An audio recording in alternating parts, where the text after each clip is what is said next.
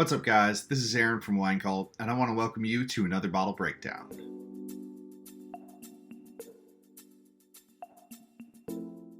Today we're talking about the 2019 Feast White from Semeli Estate. For you guys who have been following us for a little while now, you'll know we've recently begun to explore further east around the Mediterranean.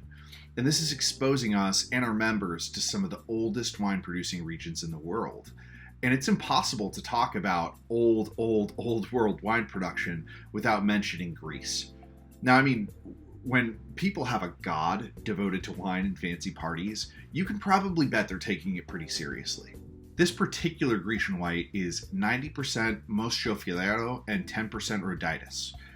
Both native varieties to Greece, grown at high altitude on the Mantinia Plateau and the slopes of the Aigailia Mountains.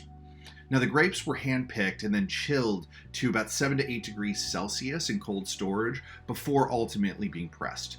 And fermentation was also done at a controlled temperature of 16 to 17 degrees Celsius, which is a classic white winemaking technique.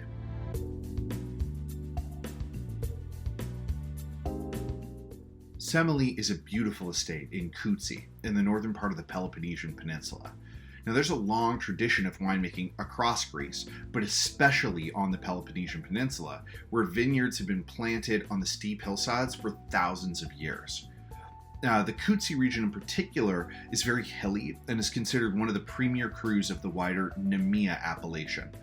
And in case that name rings any bells for any fans of Greek history, yes, this is the area where Hercules famously defeated the Nemean lion with his bare hands. I know, you're just as excited as I am.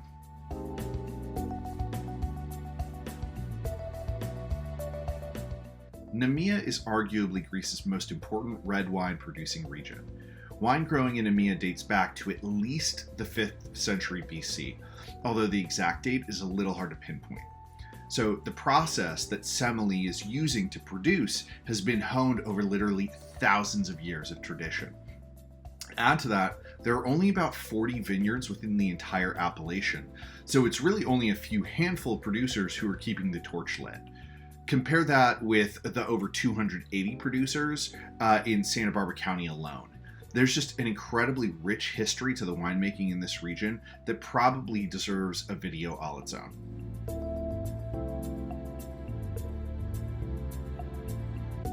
Vibrant yellow-green color with some gray hues, very intense on the nose, with typical aromas of citrus fruits and roses.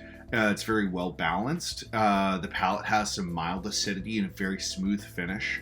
I would suggest pairing it with some savory meats or some seafood, maybe even pasta and poultry. For more bottle breakdowns and other great wine content, don't forget to subscribe. I'm Aaron from WINECULT. See you next time.